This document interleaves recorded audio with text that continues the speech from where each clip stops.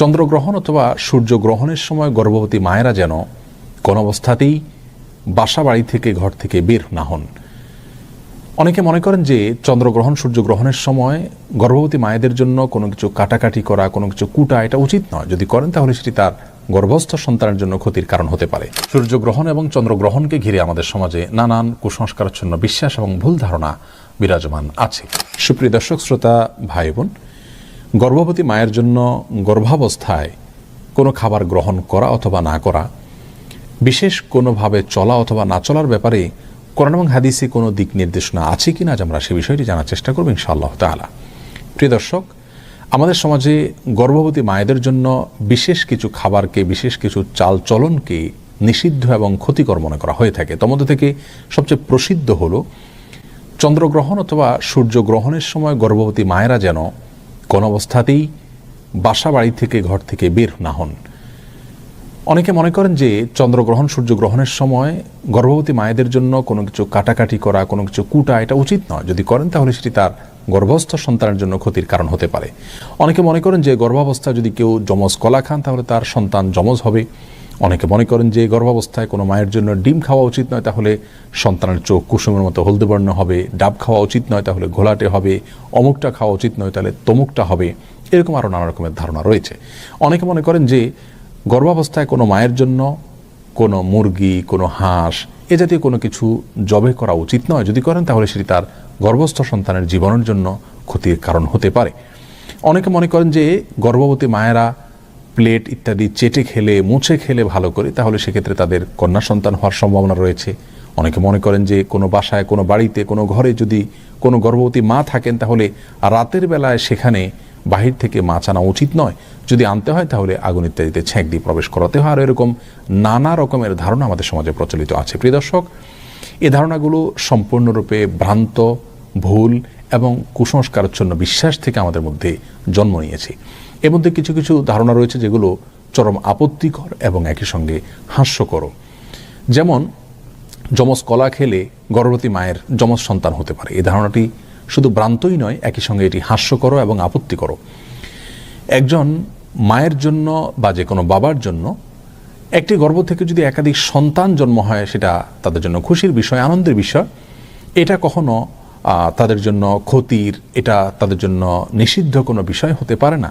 বিধায় এটিকে নিষিদ্ধ মনে করা বা যমজ কলা গর্ভবতী মায়ের জন্য খাওয়াকে খারাপ মনে করা, এটি মূর্খতা প্রসূত একটি বিশ্বাস। সেই সাথে যে কোনো মুসলিমের জন্য, যে কোনো মানুষের জন্য খাবারের পাত্র, প্লেট, এটাকে ভালো করে মুছে চেটে খাওয়া উচিত। এটাকে অপচয় করা উচিত নয়, কোনো খাবার নষ্ট করা উচিত নয়, বরং ভালো করে মুছে এবং পরিষ্কার করে খাওয়াটাই হলো সুন্নাহ। আর এই সুন্নাহটি নারী পুরুষ সকলের জন্য প্রযোজ্য। গর্ভবতী এবং সাধারণ অবস্থায় যে কোনো মানুষের জন্য এটি প্রযোজ্য।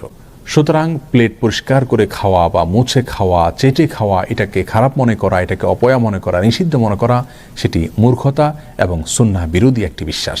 আর প্লেট মুছে খেলে গর্ভবতী মা কন্যা সন্তান জন্ম দিবেন, সেটি প্রথমত ভ্রান্ত কথা। দ্বিতীয়ত, কন্যা সন্তান জন্ম দেওয়া এটা তো ভালো বিষয়। কোরআন এবং হাদিসের কোথাও পুত্র সন্তান জন্ম দেওয়ার জন্য বিশেষ কোনো ফজিলতের কথা আমরা জানি না, কিন্তু কন্যা সন্তান জন্ম দিলে সেক্ষেত্রে মা বাবার জন্য সেটি আখিরাতে নাজাতের মাধ্যম হবে, জান্নাতে যাওয়ার উপায় হবে, এরকম বিভিন্ন হাদিসের কথা আমরা জানতে পারি। সুতরাং এই সমস্ত ভ্রান্ত বিশ্বাসগুলো আমাদের সমাজ থেকে দূর করার চেষ্টা আমাদের করতে হবে। প্রিয় দর্শক, মনে রাখা উচিত একজন মুসলিমের কি করা উচিত, কি করা উচিত নয়, কি খাওয়া উচিত, কি খাওয়া উচিত নয়, কোন জিনিসটা তার জন্য কল্যাণকর আর কোনটা ক্ষতিকর, এটি জানার দুটি উপায় রয়েছে।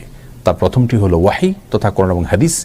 কোরআন এবং হাদিসে যদি আমাদের জন্য কোনো কিছুকে কল্যাণকর বলা হয় বা অকল্যাণকর বলে আমাদের জন্য জানানো হয়, তাহলে সেটিকে অবশ্যই আমাদের মেনে চলা উচিত। আর দ্বিতীয় উপায় হলো আমাদের জানার অভিজ্ঞতা এবং সায়েন্স। অভিজ্ঞতার মাধ্যমে, বিজ্ঞানের মাধ্যমে যদি আমরা জানতে পারি যে কোনো বস্তুর মাঝে আমাদের জন্য কল্যাণ নিহিত রেখেছেন আল্লাহ তাআলা অথবা অকল্যাণ নিহিত রেখেছেন, তাহলে সেটাকে অবশ্যই আমরা আমল নেব এবং মেনে চলব। যে বিষয়গুলো বলা হলো, এগুলোর মাধ্যমে গর্ভবতী মায়ের অথবা গর্ভস্থ সন্তানের কোনো প্রকার ক্ষতি হতে পারে, এরকম কোনো ধারণা কোনো হাদিস থেকে আমাদেরকে দেওয়া হয়নি। আর অভিজ্ঞতা তথা সায়েন্স থেকে এরকম কোনো ধারণা আমরা পাইনি, যার কারণে এগুলো সম্পূর্ণরূপে কুসংস্কার এবং ভ্রান্ত বিশ্বাস থেকে আমাদের সমাজে জন্ম নিয়েছে। এই ভ্রান্ত বিশ্বাসগুলো আমাদেরকে দূর করার চেষ্টা করতে হবে। প্রিয় দর্শক, আমাদের সমাজে যত রকমের ভুল ফতোয়া, কুসংস্কারাচ্ছন্ন বিশ্বাস, এর বেশিরভাগ চাপানো হয় মেয়েদের উপরে। তাদের উপরে যত রকমের মিথ্যা বানোয়াট ফতোয়া এবং মাসআলার প্রয়োগ হয়, পুরুষদের উপরে তত বেশি মিথ্যা বানোয়াট অথবা মনগড়া ফতোয়ার প্রয়োগ হতে আমরা দেখি না। অতএব এ সমস্ত কুসংস্কারগুলো দূর করার জন্য নারী পুরুষ সকলকে আমাদের একযোগে কাজ করে যেতে হবে। গর্ভাবস্থায় একজন মায়ের জন্য কোন জিনিসটি তার স্বাস্থ্যের জন্য কল্যাণকর সেটি ডাক্তারগণ যখন আমাদেরকে জানাবেন, বিজ্ঞানের মাধ্যমে, অভিজ্ঞতার মাধ্যমে আমরা জানতে পারবো, সেটাকে অবশ্যই আমরা আমল করে চলব। আনারস বা বিশেষ কোনো খাবারের ক্ষেত্রে কোনো কোনো সময় ডাক্তারগণ নিষেধ করেন গর্ভবতী মায়েদেরকে, সেটা তাদের গর্ভের জন্য ক্ষতিকর অথবা অ্যাসিডিটি বেশি হয়, এরকম অনেক খাবার অনেক সময় ডাক্তারগণ নিষেধ করেন গর্ভবতী মায়েদের জন্য, সেগুলো ভিন্ন বিষয়। যে বিষয়গুলো আমরা উল্লেখ করলাম এগুলোর সাথে বিজ্ঞানের কোনো সম্পর্ক নেই এবং কোরআন হাদিসেরও কোনো নির্দেশনা এই বিষয়ে নেই, যার কারণে এগুলো সম্পূর্ণরূপে ভুল বিশ্বাস। গর্ভাবস্থায় একজন মা বিশেষ কোনো আমল করণীয় আছে কিনা এই বিষয়ে আমরা এক ভিডিওতে বলেছি।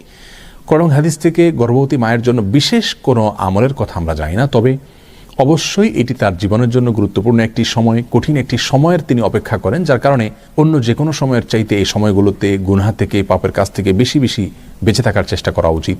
তার উচিত গান বাজনা থেকে এবং হারাম ফিল্ম দেখা থেকে এবং যে কোনো ধরনের গুনাহ থেকে বেশি থেকে বেশি বেঁচে থাকার চেষ্টা করা, যাতে করে আল্লাহর বলের অনুগ্রহ তিনি বেশি থেকে বেশি অর্জন করতে পারেন। এবং সাধারণ নেক আমলগুলো করা উচিত, জিকির আজকার করা উচিত, আল্লাহ স্মরণ করা উচিত, গর্ভস্থ সন্তান যেন নেক হয় সেজন্য দোয়া করা উচিত এবং আল্লাহ যেন তার কঠিন মুহূর্তটা সহজ করে দেন সেজন্য দোয়া করা উচিত এবং নেক আমল করা উচিত।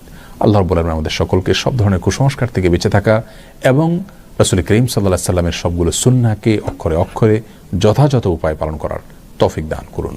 সূর্যগ্রহণ এবং চন্দ্রগ্রহণকে ঘিরে আমাদের সমাজে নানান কুসংস্কারাচ্ছন্ন বিশ্বাস এবং ভুল ধারণা বিরাজমান আছে। যেমন অনেকেই মনে করেন যে গর্ভবতী মায়েদের জন্য সূর্যগ্রহণ কিংবা চন্দ্রগ্রহণের সময় কোনো কিছু কাটাকাটি করা উচিত নয়, তরকারি, মাছ কিংবা মাংস, ফলমূল ইত্যাদি কাটা উচিত নয়। এগুলো যদি কাটেন তাহলে সেক্ষেত্রে গর্ভস্থ সন্তানের ক্ষতি হয়। এ ধারণা সম্পূর্ণ কুসংস্কারাচ্ছন্ন একটি ধারণা, ভুল বিশ্বাস। কোরআন হাদিসের কোথাও এরকমটি বলা হয়নি এবং সুস্থ বিবেক বুদ্ধিও এরকম কোনো বিশ্বাসকে সমর্থন করতে পারে না। একজন ইমানদার কখনো কুসংস্কারাচ্ছন্ন হতে পারেন না। অতএব এই বিশ্বাসটি আমাদের সংশোধন করতে হবে। সূর্যগ্রহণের সময় অন্য স্বাভাবিক যে কোনো কাজ আমরা করতে পারি, কাটাকাটি ইত্যাদি এগুলো করতে পারি, মা বোনরাও করতে পারেন, গর্ভবতী মায়েরাও করতে পারেন, কোনো অসুবিধা নেই।